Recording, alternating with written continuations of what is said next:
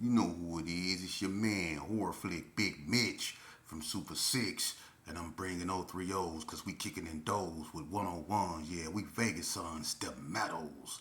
You already know what it is. It's the Chronicles with your man, Hubba Dub. Hubba Dub. Hubba Dub. But I don't do scrubs. Nah, I'm just playing. Welcome to another episode of Vegas Chronicles, man, with your man, Big Mitch from Super 6. Uh, Today I want to talk about something. When I bring you history, understand that the reason why I don't put the camera or I don't be interviewing people right now or doing what I supposed to be doing, I'm still on parole for the people that don't know. So I gotta move the way I move. You know what I mean? And I'm not supposed to be on parole still. That's another story. And I'm gonna get off parole too. That's another story. you know. But I gotta do what I gotta do, you know what I'm saying, because of them, you know what I'm saying. They always, and they already know I'm just waiting. 1983 and U.S. titles. I'm coming. I'm gonna try to bankrupt that month. But anyway, I want to talk about an incident, man, that happened, man, to me and an individual I grew up with, man. Um, Vegas Chronicles. I'm gonna get right into it. Uh, when I bring y'all this, understand the message, okay?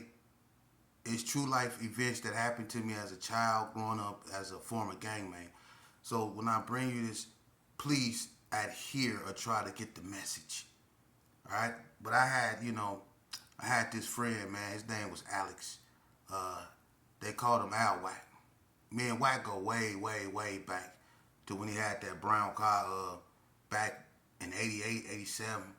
Him, his brother Jimmy, his brother Greg, they all bunch of brothers that had like these little fade crew cut looking, they had distinctive looks. They all looked alike, you know what I mean? But Alex was the crazy one. Alex was with the function. Al Wack was with the function. And growing up, he used to always do, outlandish stuff like driving on the grass, you know what I'm saying, crazy, or he'd be in the alley, you know what I'm saying, shooting up the alley. Alwac was a fool, you know what I mean, and we didn't put in some work together. I remember when the 50s maxed me out up there at McNear's Quick Check. I ran, and me, Alwac, and Brad went over there, and we put in work together, you know what I mean. So me and him had history. But on this particular day, you know what I mean, it was all bad for me. I mean, I don't need to go over what I done because I spoke on it before. I was on the run for, a hot one, right? And I had this gun, you know, uh, I had this Chrome 357, right? And, I can speak on it. I done the time for it. Just look at the message. And I hope the youth is watching, okay? I had this Chrome 357. And I was on the run, man. And, I had this notion, I wasn't turning myself in. My family had been trying to get me to turn myself in. That wasn't happening. I was out there on that Sherm. I was whacked out my mind. I just was totally lost. I did the ultimate thing. I committed the ultimate sin. It's so many forms of law enforcement after me. It's people no longer want to associate or hang around me, but it used to be love. You know what I mean? But I was in a time and place that I really felt alone, and it was just a handful of people that was really standing solid with me, and that's sad to be from the biggest gang in Vegas, but only have I can count on my fingers who was really by my side. You know what I mean? And who really closed the door and they back on me. But that's cool though, because they don't owe me nothing. I put myself in that position. But even so, Al Wack was one of the ones that chose to ride with me. And one of the things he did, he noticed I had this 357, and he was like, "Give me that gun." I was like, "Nah, man." He was like, "Nah, man, you need to get rid of that." I said, "For what?" He said, "Give me that." And I'm like, "I'm not getting rid of mine," you know what I mean? And then he had this Chrome 45, right? And I liked it. It was pretty, big Chrome 45. So I was like, well, shit, this more shots, this, yeah. I was like, okay. But as I was looking at it and checking it out, I heard like when you move it, it said it had like this little tick, like tick, tick, tick, tick. I'm like, what's that? I'm like, hold on, man, no. And back, I was young, but I was street smart and I knew guns. And I was like, nah, it's something wrong with the pen. Cause when you shake it, you can hear it. The pen moves side to side like that, meaning this gun shoot when it wanna shoot. I'm like, nah. So I'm like, he was like, man, that is cool, man. I'm gonna show you. I'm like, nah, you ain't gotta bust it. I don't want that. The pen messed up, man. I know what it's gonna do. It's gonna shoot when it want to, and I can't afford that. Nah. So I gave him his gap back. I got my gap back, right? So I go along through, on the run and stuff like that, and me and him we kicked it, but eventually, Wack had a baby girl by drive by Sister Nicole. For those that know drive by, and his sister Nicole, Wack had a baby by. So he had a little girl, man, and I didn't want to get them caught up in what I was going through, man, because the police was on my helmet, and the Donners was finna come through there and do what they had to do. So things was just mounting up, and the pressure was building, and I didn't know where I was gonna be, So I wanted to make sure I was in a position to where I can at least halfway survive. That's how delusional I was. But anyway, what ended up happening is, of course, I was captured. I was sent to prison, right? But as I was in the county jail, I found out that Al Wack, I guess, he was over his family house, and I think in the Little Carry Arms, and they stayed toward the end down there, and Wack, I guess he went to sit on a couch in the same gat, that same gun that he tried to swap out with me. I guess when he went to sit down, the gun he had it in his waist, I guess, And when he went to sit down or get up or however it went, the gun went off and shot him in the groin. And Wack ended up bleeding to death on his way to the hospital, but he ended up bleeding to death, man. And when I heard about that, that really that knocked me back, man. It knocked me back because I was like, well, what if I did swap him, and maybe he'll be here still, I think about that. People don't know, when you in this game we play, it's a lot of things we go through, as an individual that we don't talk about. But it was times when I was like, damn, man, the way that played out, the way, Al Wack was ferocious. Everybody knew Wack. Wack was ferocious, And it's two known Al Wacks, one from Donna and there's one from the Gershon, and they both known. But, Al Wack, the way he died, that was so sad. But then on top of that, I was on a run on another occasion, and I ran in a flock, I ran in a freak dog, and I ran in a big nice, and I sold freak dog some weed, and that was the last time I seen Big Nice. Me and Big Nice was talking to one another, and he was asking me about my moms, because my mom's and his relative May May, they grew up together. We was Gearing Circle boys. He grew up right next door to Tyrone Howe.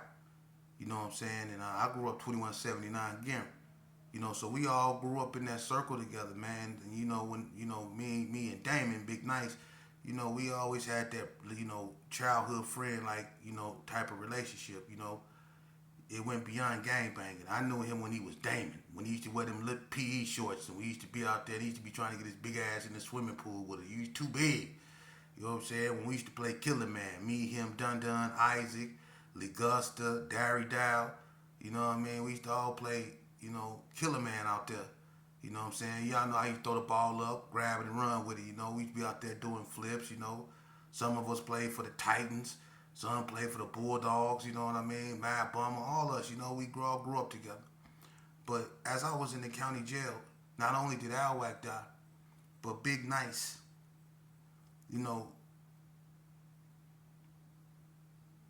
I don't know what happened at Chances Are with him and the Valley Views, but it ended up in a shootout, man. And to make it, fast and simple, you know, Nice was shooting, and the police drove up from behind him and shot him in the back, and they shot Al Wack brother that I just got through talking about that accidentally shot himself and killed himself. But they shot his brother Jimmy in the chest. The police did. They shot Big Nice in the back.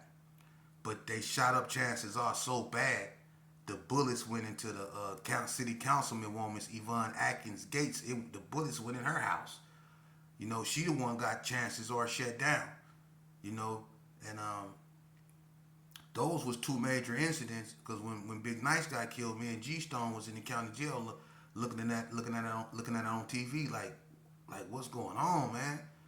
It was like stuff just started to happen, and I'm saying that because a lot of this stuff, man, this happened so long ago, but it still affects me. That's why I tell you that we suffer psychological effects, man.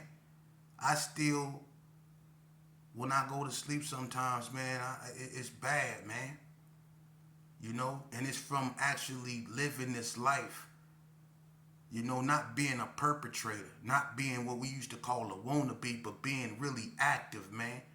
You can't go to institutions like I have that many times and then go to prison for that length of period of time and not be psychologically damaged. For real, what kept me here is book reading. Book reading. And God had a hand in that. God had a hand in that. And I'm going to leave it at that. That's my testimony, but God had a hand in that. Book reading.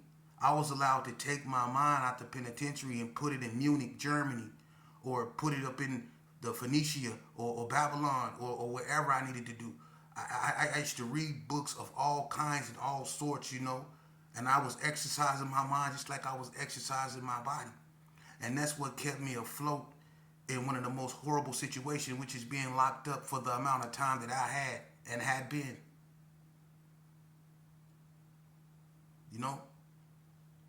So when I come to you bringing you real life experience, trauma.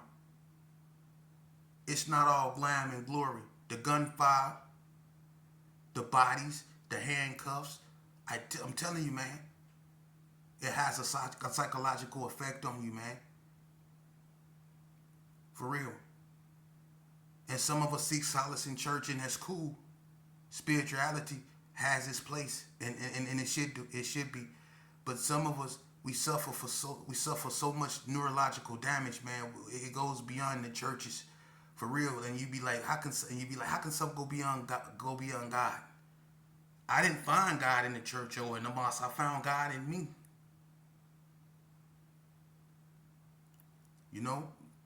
And I'm not getting off subject. I'm showing you something. This is real. This is real, man. And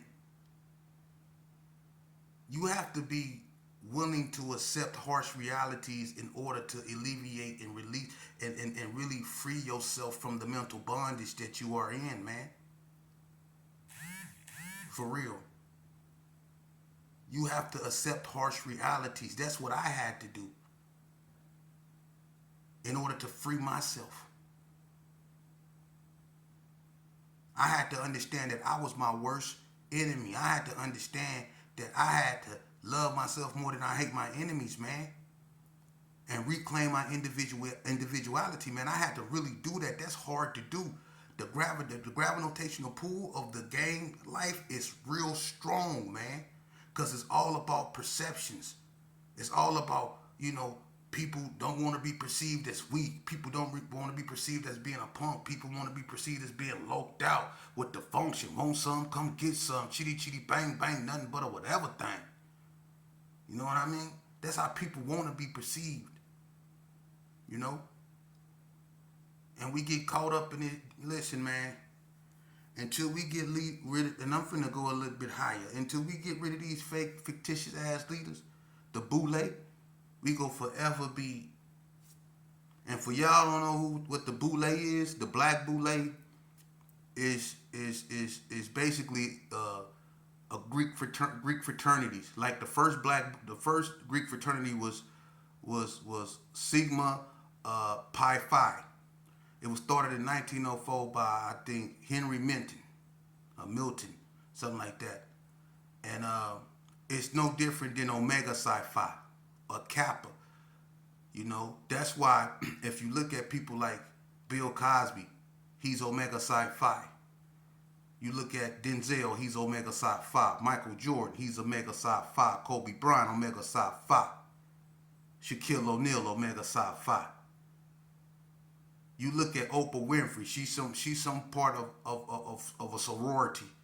They all are. They're the Boule. They go all the way back to W.E.D. Du Bois and Frederick Douglass and all them. You know, and they not for you. They're not. You know, the Boule is the ones that got Marcus Garvey exiled up out of America. Y'all need to do y'all history. The Boule, they're not for you. They're for the establishment. What you think the Ku Klux Klan is a fraternity. The Ku Klux Klan derived from the Sons of Malta. They were a bunch of ex-Confederate soldiers. They started by a Nathan Bedford Forrest, who was an ex-Confederate general. Okay, that's a fraternity, and they get their name Ku Klux Klan, which means sacred circle. It's derived from the Sons of Malta, and the Sons of Malta is derived from the Knights of Malta. And the Knights of Malta are people like the Queen of England, Desmond Tutu. Look them up, Knights of Malta. You go see the Queen of England, Desmond Tutu, Nelson Mandela. They all are part of the Illuminati tree.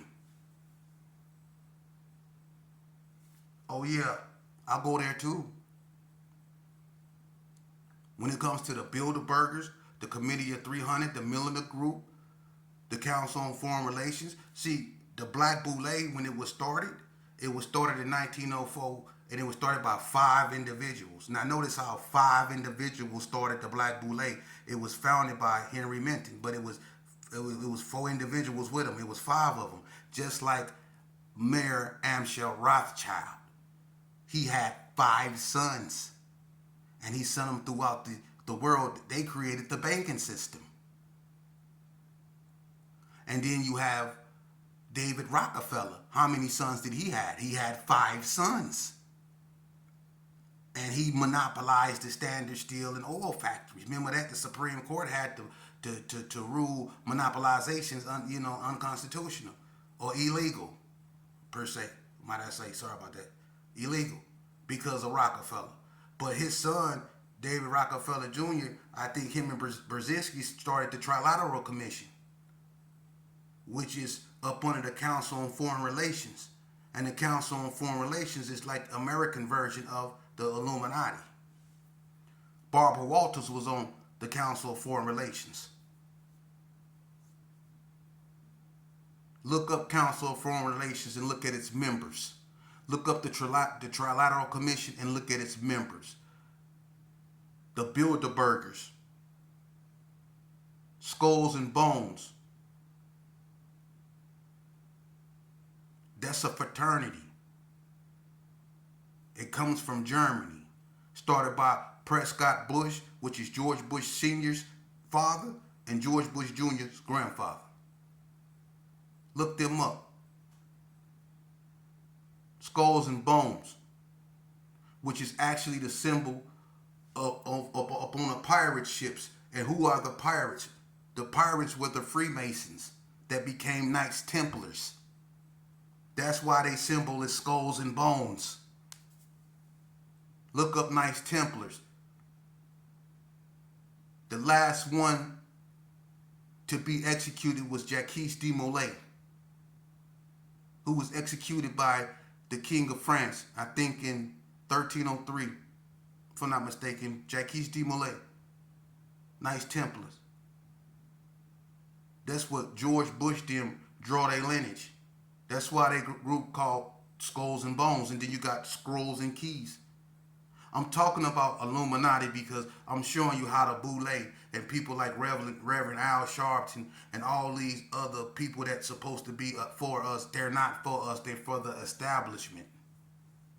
W.E.D. Du Bois, Frederick Douglass, Booker T. Washington, and all them, Marcus Garvey, they all had certain ways and certain formulas on how the black man should integrate or go about achieving success in America. They all had these ideas, and W.E.D. Du Bois believed that you should conform. Marcus Garvey was more reform. He believed that Africa should be for Africans. Africa for Africans.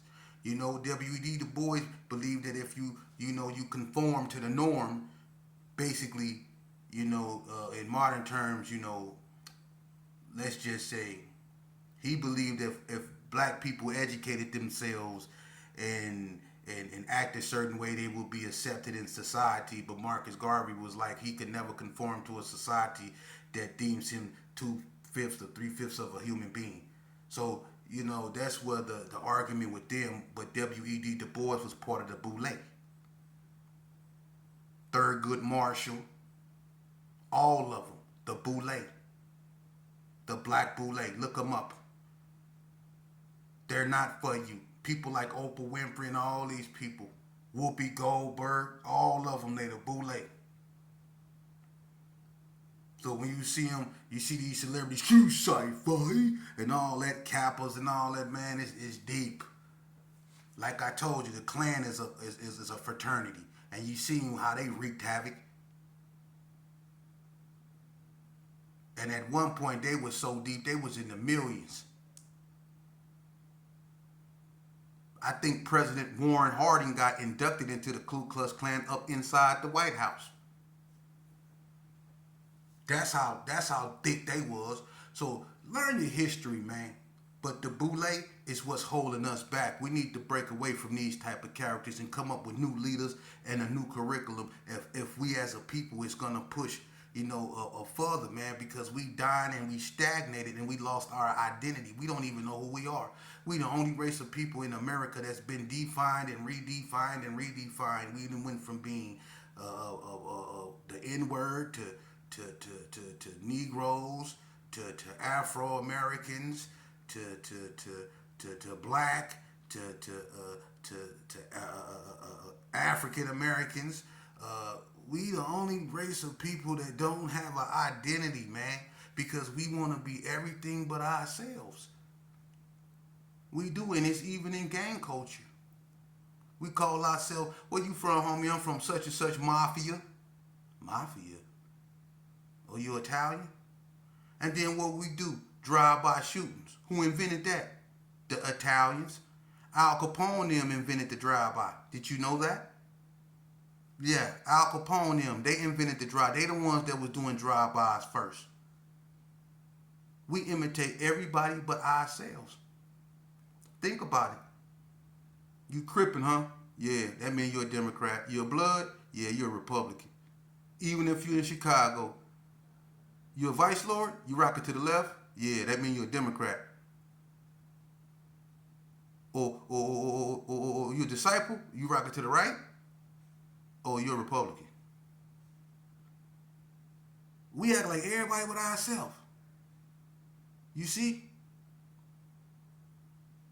And that's our damn problem. We out here in these streets acting like everything but ourselves.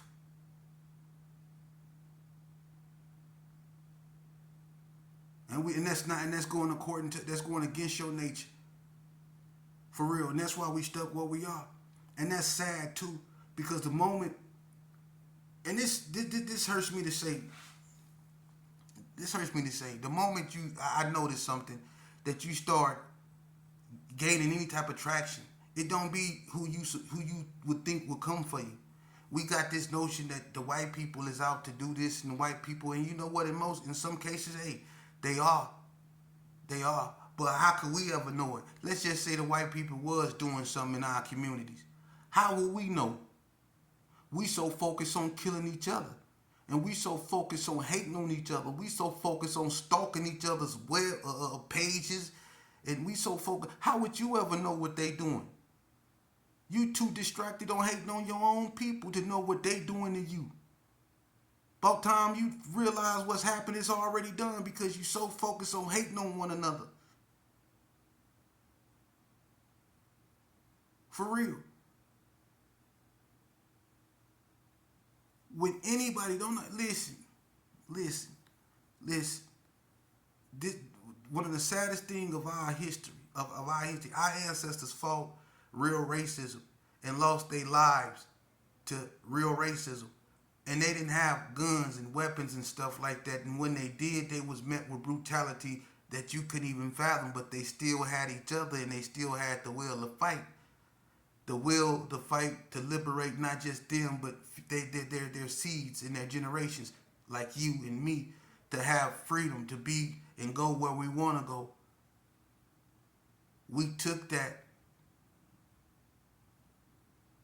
and we rewrote and we made it easier for them to take back all the gains that our people made to liberate us from real racism. The racism that we suffer from now is self-inflicted, man. It's self-inflicted and we don't want to admit it. That's why we never gonna go nowhere. Them the harsh realities I said we have to accept. Think about it. Everybody, listen, man, it's always your own. And it don't matter who you is or where you from. Ask John Gotti. Who turned him in? His own. Nipsey Hussle. His own. Did no white people kill Pac or Biggie? Who killed them? Their own. It's always your own. It's always your own, man. And that's sad. And people feel me too.